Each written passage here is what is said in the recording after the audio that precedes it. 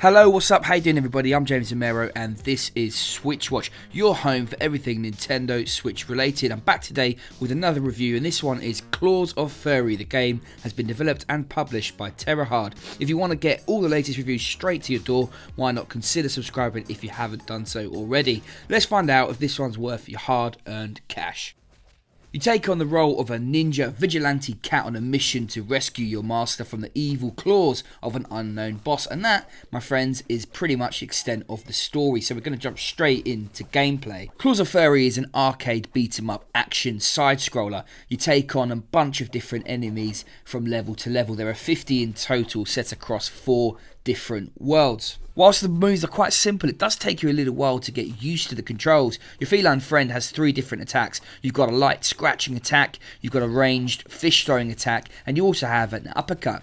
Your character moves around pretty well, and you can double jump as well as dodge and roll. One of the things that caught me out at first is the fact that you're actually able to roll through enemy attacks, making you immune for a split second. Killing enemies with your basic attack fills up a meter that lets you unleash a special. You've got 2 of them. You can either jump and then slam down to the ground, or you can dash forward, hurting enemies, especially useful against big waves of mobs. You get to test your mettle in 4 different modes. You've got a roguelike, in which you die once and have to start again, arena, in which you face waves of mobs, pussycat, where you can get further and test out the different game without the consequences, and local co-op.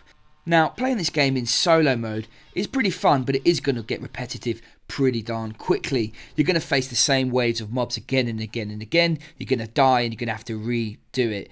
The characters themselves do not actually level, so there is limited amount to redo, though there are unlockable kits that you can get that do make your cat stronger in different ways.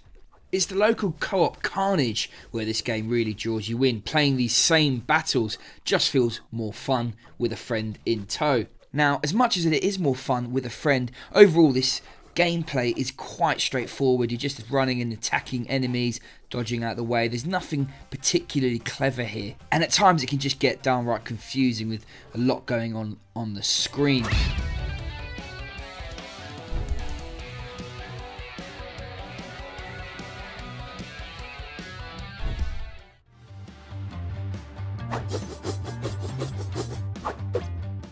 Soundtrack for this game is really high energy. It fuses Japanese instruments along with sort of rock and metal, and it does work really well for this upbeat game. My only gripe is that the audio levels are a little bit low on the background music, and if I was to ask for more, it would have been nice to see a few more tracks. The sound effects are pretty good too. They're what you would expect. You've got clawing, scratching, and all sorts of whacking noises. Again, they're not particularly varied, but they do work well. All of the visuals in Claws of Furry are hand-drawn in a cartoony art style that I think works really well. Everything's oversized and really bright and vibrant. The game uses different background layers really cleverly to add some perspective and depth with this parallax style. The price you pay for this beautiful hand-drawn art, in an action game in particular, is the motion being slightly off-kilter. One thing I didn't like about the visuals was the use of text when you come across boss battles. The text boxes were pretty plain and didn't really keep in theme with the rest of the game. Performance wise, I experienced absolutely no issues whether docked or in handheld mode, which is great to see.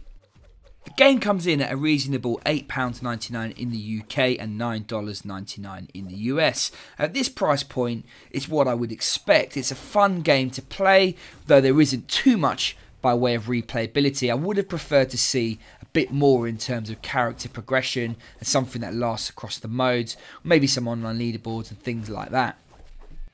So overall, what do I like about the game? Well, I really enjoyed the multiplayer. I did like the fact that you had some different modes, and I like the high pace of this game. It's pretty easy to pick up and play, and once you get past the initial learning curve, you will enjoy it. That said, it didn't have the depth that I'd be hoping for, and it will become quite repetitive pretty quickly. Overall, for a couch co-op game, I'd give this one a respectable 6.5 out of 10. If you're looking for some further inspiration for a game to play with your mates, why not check out our Nintendo Switch Party Games Roundup playlist. You'll see that up at the top right. There's a link to that up there. I'm James Zamero and this is SwitchWatch. Thank you very much, guys. If you've enjoyed this one, I'd love it if you gave us a thumbs up. And I'd love to hear what you think on this one. It's been out for a little while now. Do you agree with me or do you have a different opinion? Pop a comment down below. I'll see you again soon. Take care.